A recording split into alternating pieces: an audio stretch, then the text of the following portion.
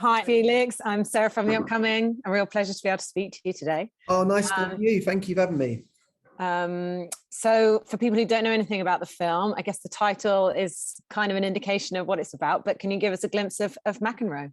Yeah, so it's obviously a docu-film about John McEnroe, and it features him walking through New York late at night, through the deserted streets of New York, kind of reflecting on his life up to now. And a lot of it, I mean, a lot of people have a lot of preconceptions about John, and the film begins in his tennis career and that kind of thing, but it actually accumulates and ends up being a much deeper film than that, really, about his family and unresolved grief and his relationship with his dad, and how that feeds into a lot of the sort of most important relationships in his life, really, like his wife, his ex-wife, beyond Borg, and the love and connection that was there.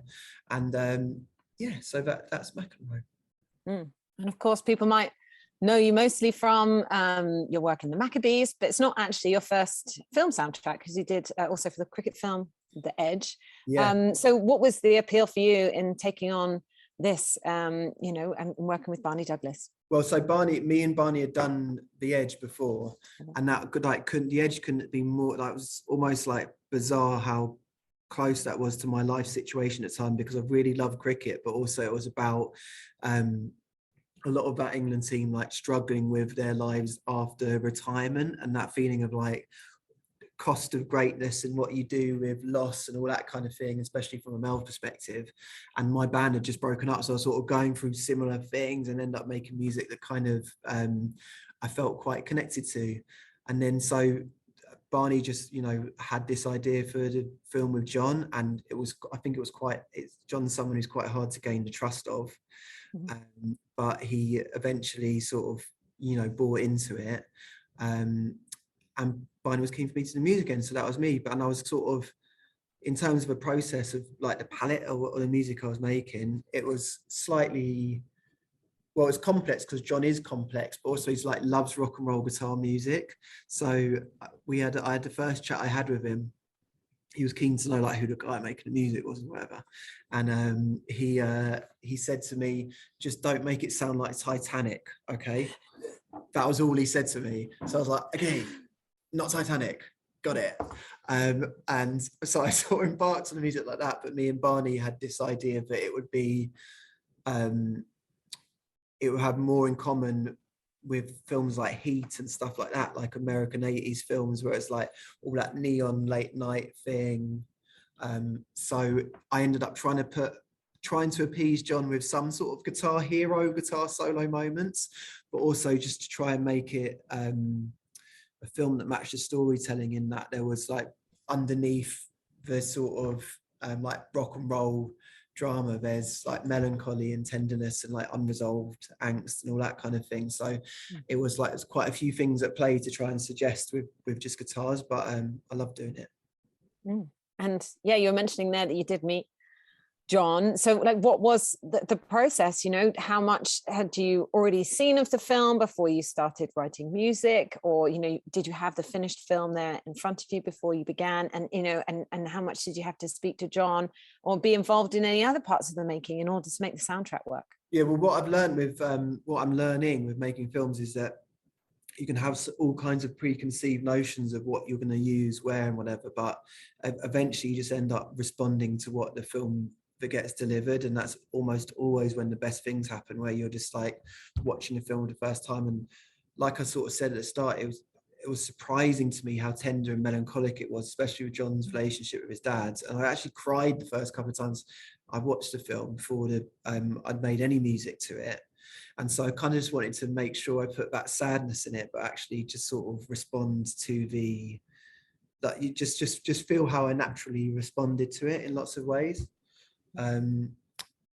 So yeah, it ended up being quite a lot of music that went into it. Like, I'm still learning, because my background's in being a songwriter, and quite often when you're songwriting, obviously you're like literally like implying the song that people respond to, and so much of making film music feels like quite often, if people are noticing the music, a lot of the time you're maybe not even doing your job. It's like about implying the feeling underneath, so that you're taking the person in the cinema to places they're not don't even know that they're consciously getting guided to by the music. So there was I did a lot of learning on the spot, and it definitely doesn't sound like Titanic as well, so I think that did my job. 100%. But I totally agree with you. When I watched it, it was definitely much more tender and moving, and but also it feels from those moments to when we're looking at the archive footage, and you know, whether that's him on the court or being chased by paparazzi, and we go almost into quite like a nightmarish kind of feeling. And it actually reminded me a little bit, recently watched the film The Princess, about Princess Diana. I know it's not on the same scale, but that era of what our tabloid press was like, I know. and that feeling of just being completely trapped. So can you talk us through a little bit how you really kind of like added to those moments, because the music plays a really big role in that feeling that we get when we watch it? Yeah, I mean, can you imagine that claustrophobia? You're so right, and was such, you know, I'd actually forgotten about that. That's such a big part of the film, especially the middle part of his life, where it's so. It was, you know, what is really striking. Even watching the tennis matches before like the paparazzi sort of moments. People obviously don't have social media, so they're less distracted. So you really have a sense of like everyone watching you in a different way. You know, like even if you're watching Wimbledon this summer, you do notice when it cuts the camera like to the crowd, people were just sort of half looking at their phones and half looking at the game. Like the people like John commanded so much more attention and judgment in some ways, I think. But yeah, God, that was so striking to me. No, he said it, that sense of like deep claustrophobia. So what I tried to do then was, I remember thinking that dissonance was a good idea. So we did a lot of really dissonance, really creepy stuff, almost to the point that I thought I was going mad for a while, to be honest with you, because it was during a lockdown and I was watching John smash up stuff while making very dissonant like violin music. It wasn't like a safe place for your mental health for a month. Like I would make myself crazy. But yeah, I think I just wanted to put across that sense of claustrophobia and like harsh dissonance and confusion that you often do. And that was cool for me because you don't often get afforded that when you're making music for records, because it's guided more by the song. So I enjoyed that. And in terms of kind of, I don't even know what tools you have at your disposal when you're doing music for a film, like, you know, are you picking up different instruments? Is a lot of it using, you know, electronic software? You know, do you just kind of use anything and everything as it seems right for the particular sound you want to make? I started with big ambitions about doing loads of stuff, but like I said, John said no Titanic and told me he hates cellos. So even though I snuck a cello in there, like I was trying to like make it as like the sort of palette of as minimal as possible. I actually just did it with very, very little gear. I bought a couple of tiny keyboards which make mad sounds and ran them through my guitar pedal board. And then one of my favorite things to do is make guitars, but make music with guitars that doesn't sound like guitars at all. So quite a lot of the time, the things that sound like strings or weird atmospheres are just guitars run through different experimental things or pedals or looped things and that kind of stuff. So there was a lot of just sort of messing around with bows on guitars and there's a moment in the Paris. I've really loved this bit in the film, but when he finally gets completely tweaked out and in Paris he looks back and he sees a vision, he's almost can see himself from outside his own body where something just isn't right. And there was a lot of very strange dissonant guitar playing that went into putting that together. Yeah. And, you know, what do you hope people take away from watching the film, I guess? And it is the whole experience. It's not just the visual aspect, it is the auditory aspect, because it does feel like, maybe you mentioned there at the beginning, that getting into kind of the male psyche, someone who's in this kind of position of being under all that pressure, And perhaps we don't kind of acknowledge enough kind of the impact on men's mental health, or maybe, you know, in the past it wasn't seen as masculine to be able to talk about it properly, but now there's much more acknowledgement of that and awareness of that, and things are improving. But a film like this definitely throws a spotlight on it.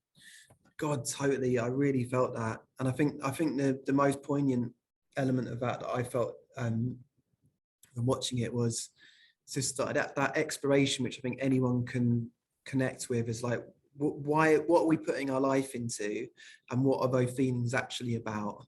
And I think with John, the really moving thing, I think, which is this film's point of difference, which is credit to him for going there and for Barney for reaching it, is that you get the sense, or it's kind of implied, that almost his entire career is that search for acceptance or connection, which he briefly has with Bjorn Borg, and then loses.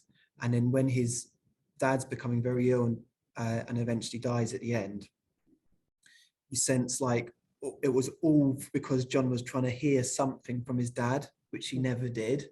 There was just something that he wanted to be said. And so it's like, I think there's a lot of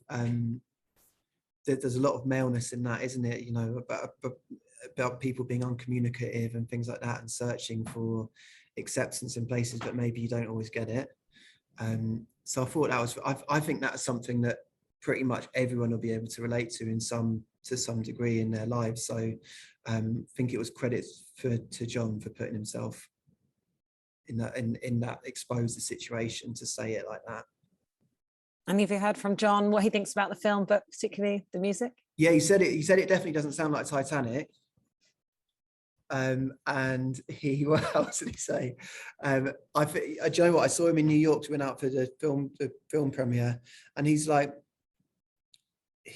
charismatic, so entertaining, but also in his own ways quite shy. Like, he didn't want to watch the film again. And I think maybe because you are watching a sort of 1.5 hour long therapy session with John on the film, so I can imagine it's quite uncomfortable for him to watch back.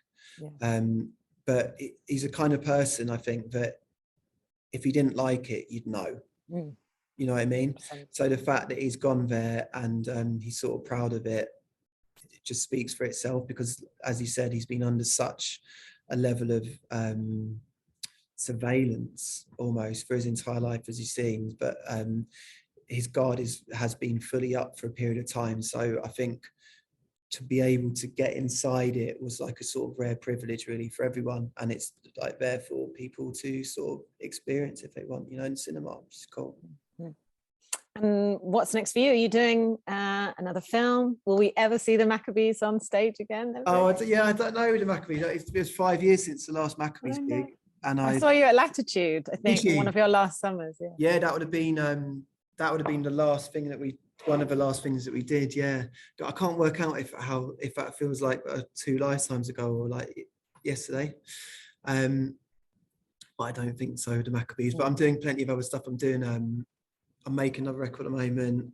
I do a show called Tail Enders for BBC.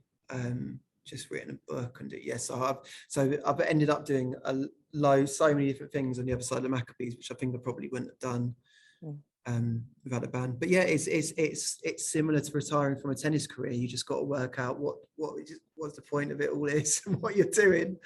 So yeah, there were similarities there with John. Could you ever do any music with John? Saw him on stage in the film, don't we? Doing Rocking Out. It's really funny you say that, because he did, after seeing it, he has asked me to play guitar with him. He does an after party thing for Wimbledon. And so he left me a voice note yesterday asking me to learn a couple of songs to come and play guitar with him in his band on Sunday, which I'm going to try and do. So that'll be a nice little moment to tie it all together. I guess he must have liked the music a little bit if he's asked me to do that. Yeah, I think so. I think that's my time up, but it's been such a pleasure to speak to you. Thanks so much for sharing all that with me. I can't wait for everyone else to see McEnroe. Thanks a lot. Lovely to meet you, Sarah. Thank you. Thank you. Bye. Bye.